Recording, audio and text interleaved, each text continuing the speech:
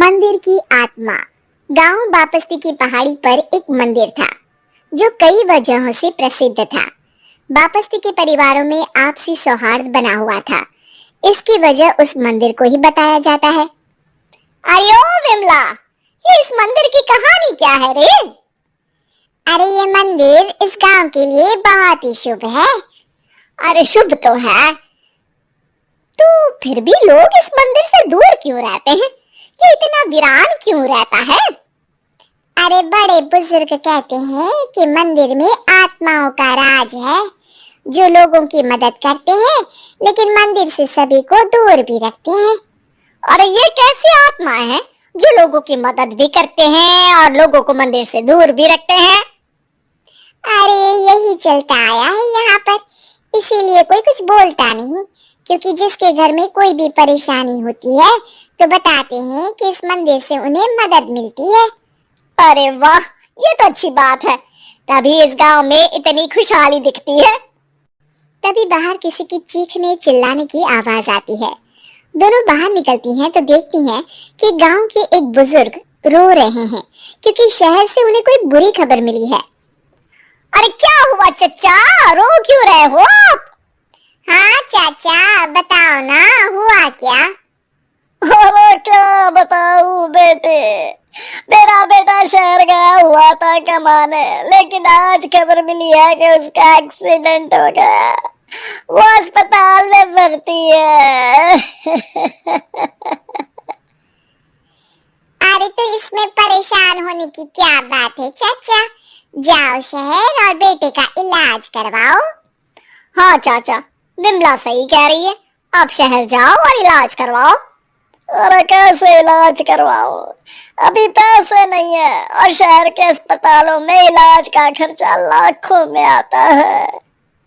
अरे चाचा, भगवान पर भरोसा रखो, कहीं ना कहीं से मदद जरूर मिल जाएगी, बस आज का दिन कैसे भी काट लो। अरे अब तो बेटा थोड़ा समय काटना भी मुश्किल होता जा रहा है। देख कमला, तू ही समझा चाचा को, अरे पैसों का कहीं ना कहीं से इंतजाम तो जरूर हो जाएगा। अरे चचा, जब विमला कह रही है तो थोड़ा उस पर भी भरोसा रखो। चलो आपको घर छोड़कर आ जाती हूँ। उसके बाद कमला उन बुजुर्ग को लेकर चली जाती है और विमला मंदिर की ओर चली जाती है। विमला मंदिर की सीढ़ियों पर चढ़ते हुए दूर से नजर आती है, उसके बाद वो आंखों से ओझल हो जाती है। उसी रात उस बुजुर्ग के घर के बाहर एक थैला रखा हुआ मिला। बुजुर्ग उस थैले को देखते ही चौंक पड़ा, क्योंकि उसमें 5 लाख रुपए रखे हुए थे। वो बुजुर्ग सुबह दौड़ा दौड़ा गांव के दूसरे बुजुर्गों के पास गया। अरे मंगल भाई सुनो, मेरे घर के बाहर ये पैसों से भरा बैग रखा हुआ मिला है। अरे किसका है ये भाई? अरे भैया, मुझे क्या पता। तभी उधर से कमला और विमला निकलती हैं। अरे बेटा सुन तो, देख ये क्या रखा हुआ था मेरे घर के सामने। कमला और विमला हैरानी से देखती हैं। अरे वाह, देख विमला, तूने कहा था ना कि कोई ना कोई मदद जरूर करेगा। अरे भगवान सबकी मदद करते हैं, ये पैसों की मदद भी भगवान ने ही भेजी है। और क्या, अब चचा सोच क्या रहे हो, शहर जाओ और बेटे का इलाज करवाओ। ठीक है बेटियों, जो तुम कहो, चलो निकलता हूँ शहर बेटे का इलाज करवाने के लिए। अरे विमला, एक बात तो बता, ये इन्हें मिले तो कैसे मिले पैसे? अरे मैं ना कहती थी कि ये मंदिर सबकी मुसीबतों में मदद भेजता है। अरे वाकई बड़ी पुण्य आत्मा है मंदिर में। सो तो है, लेकिन उनके बारे में लोगों को कम ही पता है। अच्छा, और तुम्हें क्या पता है? जितना पता था वो तो बता दिया। ना रे ना, मैं नहीं मानती, तू कुछ तो छिपा रही है। अरे कुछ ना छिपा रही, जो पता था वो बता दिया। मंदिर से लोगों को मदद मिलती है, बस इतना ही पता है। ठीक है पापा, अब नहीं पूछूंगी। इसके बाद उसी रात कमला चुपचाप अपने कमरे से निकलती है और मंदिर की ओर चल पड़ती है। कमला धीरे धीरे मंदिर के दरवाजे पर पहुंचती है। अंदर से हल्की हल्की रोशनी आ रही थी।